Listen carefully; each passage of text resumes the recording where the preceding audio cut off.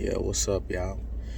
Just sitting outside of my truck, trying to get a little AC, man. I hope okay, there we go. I was gonna say, I hope it ain't too much wind, but man, it's hot outside.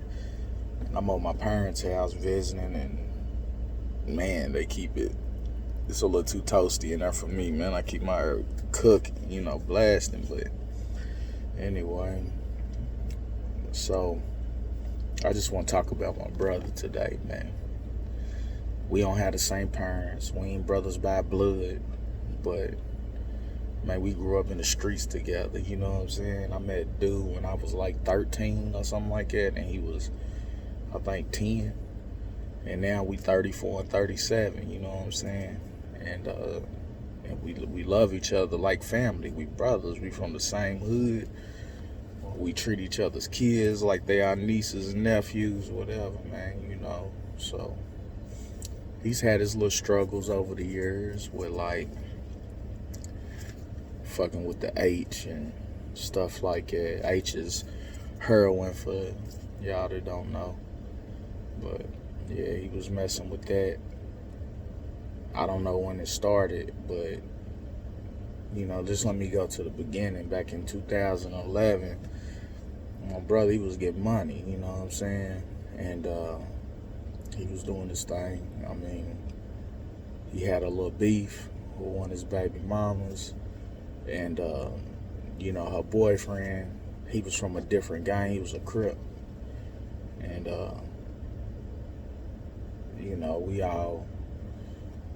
we all like, where we from, it's a few gangs, but it's mostly like Bloods and villains and shit like that.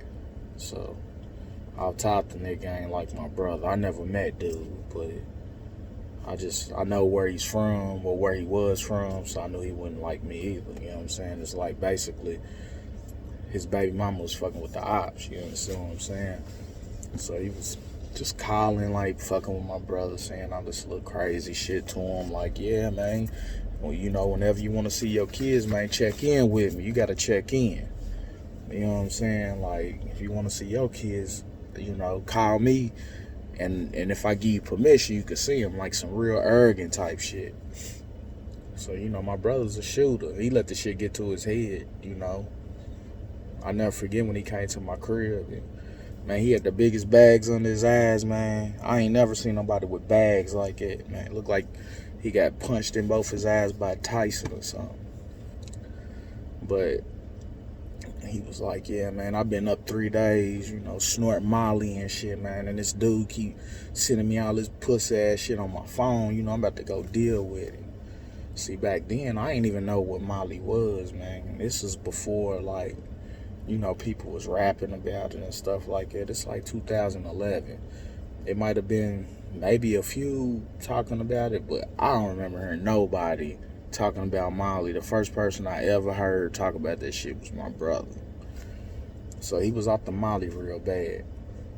And he was like, yeah, I'm about to go kill this nigga, And I'm like, man, shit, fuck him, fuck her, man. Just get your money, go home, call you a good lawyer, and just take her to court, bro. Just take her to court, get your custody shit straight, and then you ain't even gotta worry about dealing with either one of them. Cause hell, you could set it up where your mama go pick the baby up. You feel me?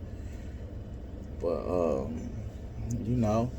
to be honest, I ain't think he was really with it. I ain't think he was about that. I knew he wasn't no punk or nothing like that, but I just ain't think he was ready for that. But he went over and, he handled his business. He aired dude out, whatever. And basically he ended up fighting the case. The dude shot him first. When he got there, dude shot him. He shot dude back, killed him. You know what I'm saying? So, and I guess all the texting and all that, it's all records where dude was, threatening him and all that. So all that kind of helped him in court. So they ended up dropping the charges for murder because he's a felon. He shouldn't even have a gun in the first place. My brother, he shouldn't have had a gun. So they charged him with, possession of a firearm by a convicted felon. and they charged him with like, it wasn't even manslaughter. It was something like less than that. Or basically, they gave him 5 years. He beat the murder. They gave him 5 years. They gave him 5 years for the firearm, and then they gave him 5 years for whatever the lesser charge of murder was. I don't know if it was like some kind of accidental homicide or some crazy shit. But he had, like I said, he had money then, so he actually went broke paying all his lawyers to fight that case, you know. So basically, he finally got sentenced after sitting in jail for like 3 years. And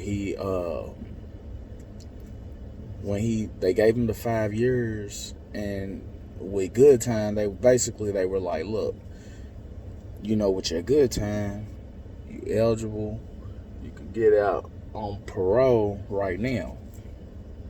And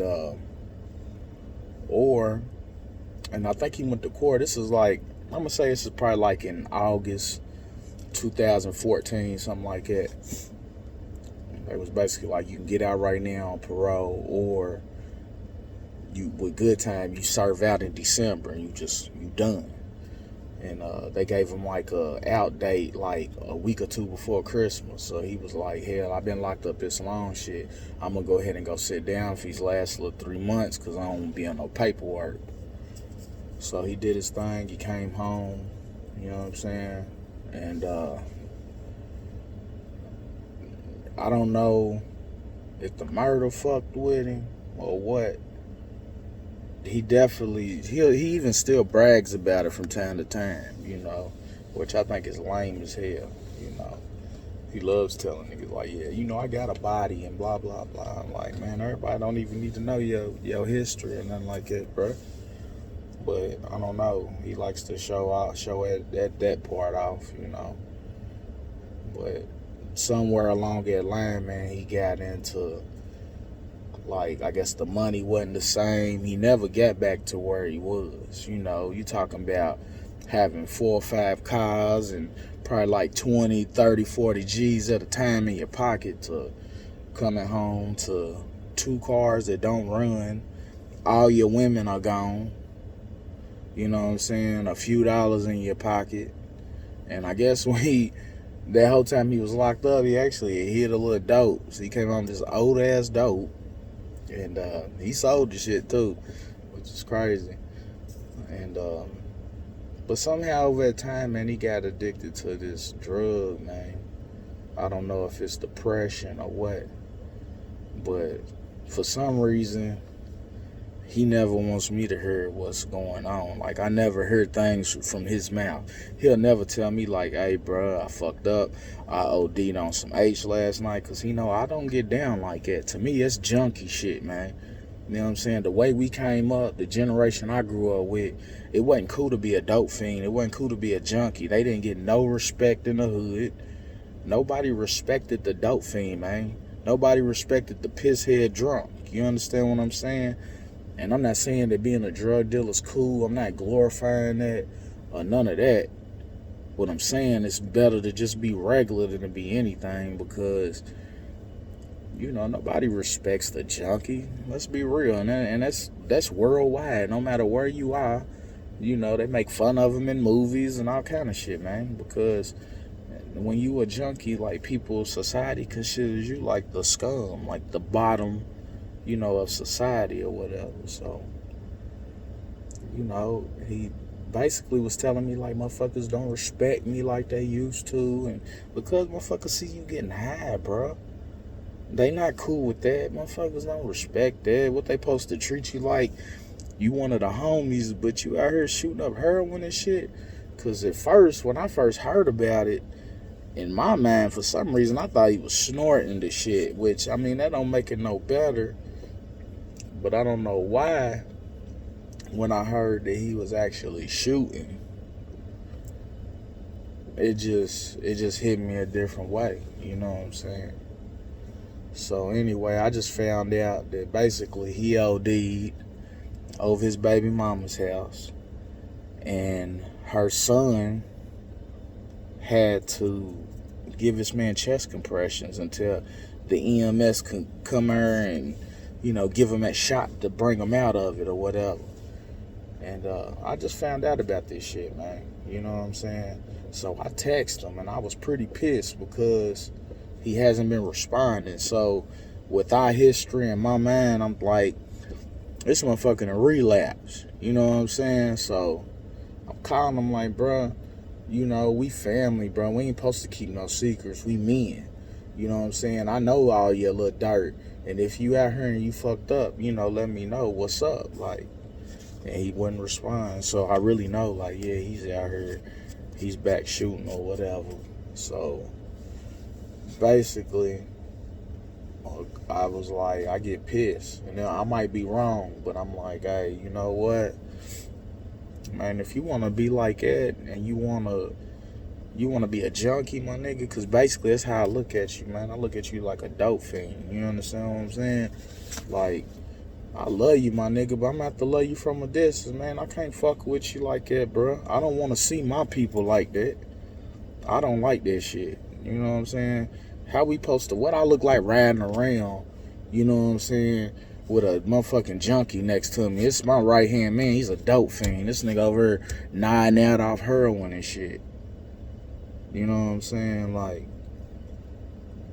just thinking about it just pissed me off, man. And I basically told him, like, man, if you on that, I can't even fuck with you no more, man. Hit me when you sober, my nigga. But don't hit my phone, you know what I'm saying, unless you are. So this nigga didn't even respond. His other bitch responds, talking crazy.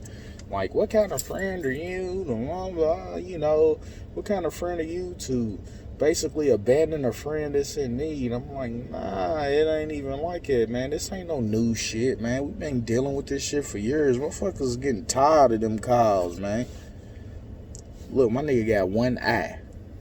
One eye. He lied to me for one. Told me some niggas kicked in the door, tried to rob him. He got in a fight and they hit him in the eye with the pistol, which is true, but the story was definitely twisted. What happened was he was getting high with some motherfuckers and he shot up too much of the dope and they pistol whipped him and knocked his eye out. Now he got a glass eye. You know what I'm saying? I'm getting calls like that. You know what I'm saying? Calls that he laying in bed with his chick. They both get high. His chick, he went to go get some food. She went back to try to shoot some more dope. He come back. She's in the bed dead. OD, man. This is real life, man. Like, it's sad, man. People really going through this shit all over the earth, but, and I know it's a lot of people out there that it's affected in different ways, but, shit. Of course, I'm just speaking on my life and how it hits me or whatever, I think it's crazy, but, this girl, she got on the phone yakking and all that. I ain't even know how to fucking respond. I'm sitting here like, man, why are you arguing with me, man? He's a grown-ass man. Like, we men. Let us work our own shit out. My old lady don't get on the phone and fight for me or none of that. Now, if I got a problem with a female, then she'll handle that. But if I'm gonna have a problem with another grown-ass man, I don't need no woman to fight my battles, man. What kind of shit is that, bro? Like, for real, what? I don't even feel like a man to have a woman fight my battle. So I'm not getting ready to go back and forth with this girl. I'm like, look, man, maybe the way I came off as far as telling the nigga not to holler at me no more, maybe that was harsh. But at the end of the day, man, I got to speak the truth, man. If it's on my mind and that's how I feel, I got to let it out.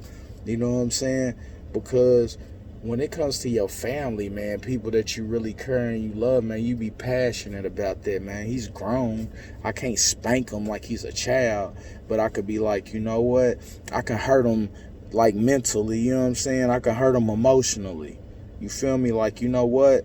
Maybe if I tell him, like, hey, bro, if that's the route you going, we done. We not kicking it or none of that shit.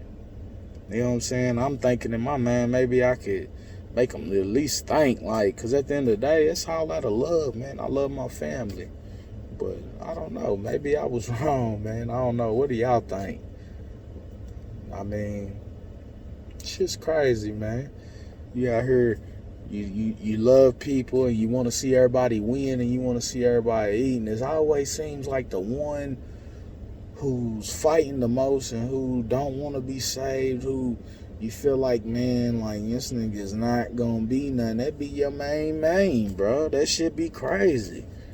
And it's like, dog, what the fuck am I supposed to do? You over here telling me like, bruh, if you really want to help me, you ain't ever try to throw me a bet or help me get on or help me get some money or something like that. Because I'm gonna be real, man. I work and stuff, man. I don't do it no more. I got kids, man. I'm pushing 40, bro. I got a good job. I got a lady at home. She's pregnant. We about to have another baby. You know what I'm saying? And I got 2 other kids, man. Awesome kids, man. Like, I don't want them exposed to that lifestyle, man. That's what we supposed to be getting away from, right? You know what I'm saying? But at the end of the day, man, I know what it's like to be out here and be fucked up. So, if I could trust you, I would have gave you a bet. I would have let you flip some money and got you a little time to pay me back. But how am I supposed to look out for you, nigga? You out here on this H and shit, man. I'm going to give you the bread and you going to fuck around and go shoot the shit. And then we really going to fall out on my money. So, it's like a no-win situation, man.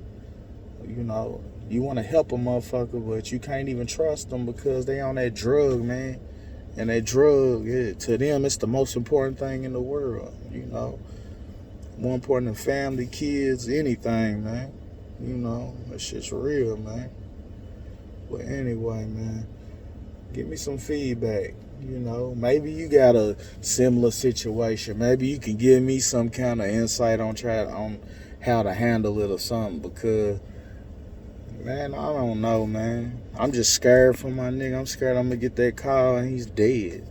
What about when they can't bring him back from when he ODs the next time? That's what I'm worried about, man. But some people ain't going to see it like that. Some people going to see me as being wrong. And that's cool, I guess. But it's all out of love, man. So, give me some info, man. If you like it, like it. If you want to subscribe, man. I ain't going to beg nobody to subscribe to me, man. I'm just be venting on here, man. You know what I'm saying? If I get 2 people to see this, man, and respond, I'll be happy with just that. But, yeah, I'm red. So major, man. And, man, this is just a life story, man. That's all this is, man. Anyway, y'all be safe and stay blessed.